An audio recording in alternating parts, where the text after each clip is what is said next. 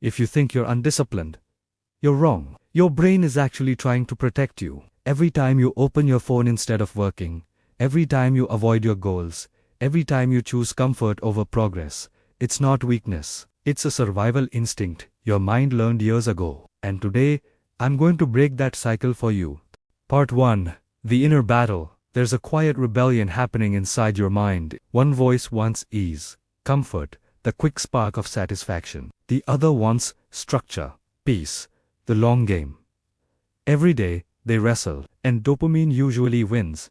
Not because it's stronger, but because it's faster. Dopamine screams in neon. Discipline whispers in gray. And in a world obsessed with instant pleasure, gray has become invisible. Most people don't fail because they lack willpower. They fail because they misunderstand what their brain is trying to protect them from.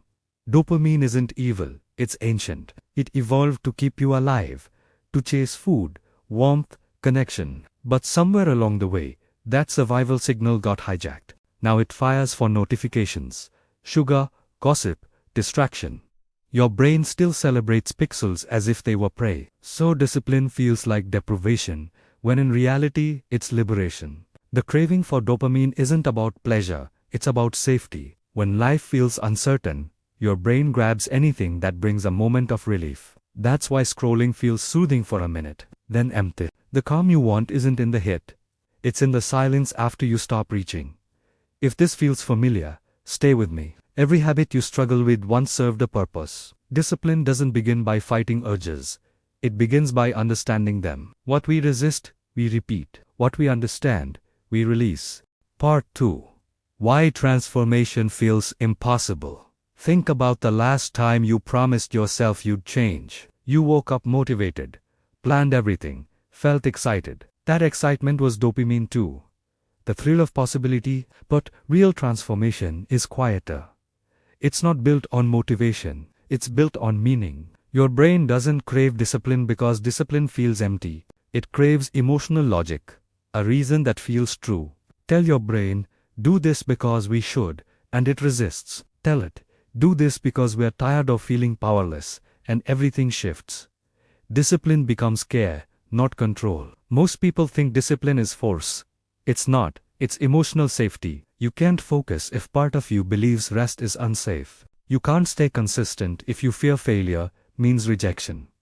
The mind obeys the emotion it trusts most. Lasting change is slow because your nervous system is learning to trust the unfamiliar. Each small act of consistency says, see, we survived. Over time, the survival signal rewires. The comfort once tied to distraction begins attaching to structure. The reward becomes the routine itself. Growing up, many learn discipline through guilt, so as adults, trying to be consistent awakens that old voice. You're not doing enough. This is why we self-sabotage. Progress triggers the memory of punishment. But the brain doesn't want perfection, it wants coherence. It wants your actions, values, and emotions to align. When they do, the mind finally relaxes. Part 3. The emotional roots of discipline. When your mind starts associating stability with relief instead of restriction, something incredible happens. The same dopamine pathways that once lit up for distraction start to light up for integrity. You get a quiet rush from doing what you said you'd do. Discipline becomes identity. Change doesn't happen through willpower. It happens through awareness. Noticing the emotional loops you are trapped in. Every "I'll start tomorrow" is a moment of self-soothing, not laziness. It's an attempt to escape the fear that today might not be enough. To break the cycle, you don't need stricter rules. You need kinder noticing. Discipline grows where self-blame ends. Guilt keeps you stuck in what's wrong. Responsibility focuses on what's possible. The disciplined mind isn't harsh, it's curious. Instead of punishing itself for drifting, it asks, why did I lose focus? What emotion was I avoiding? Curiosity reopens the door, dopamine closed. Imagine your brain as a garden. Dopamine is the rain, quick and fleeting. Discipline is the soil, steady and grounding. You can't force roots overnight, but you can tend the soil daily. As your brain learns that consistency feels better than chaos, something shifts. You begin craving calm over noise. You check your phone less, not because you resist, but because silence feels better. This is the moment where old rewards die, but new ones haven't grown yet. The in-between phase. The emptiness. Most mistakes happen here.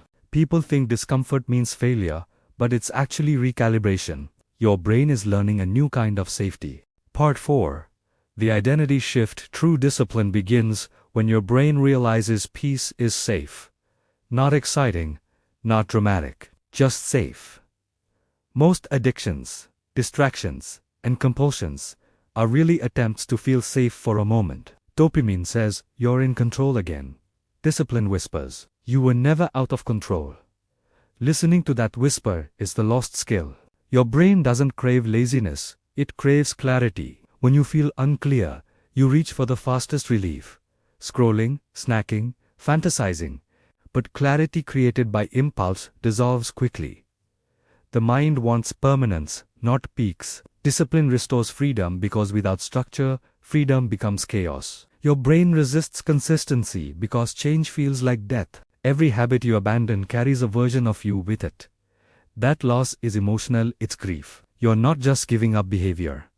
You're saying goodbye to an old identity. If you meet that grief with compassion, not force, you build emotional resilience.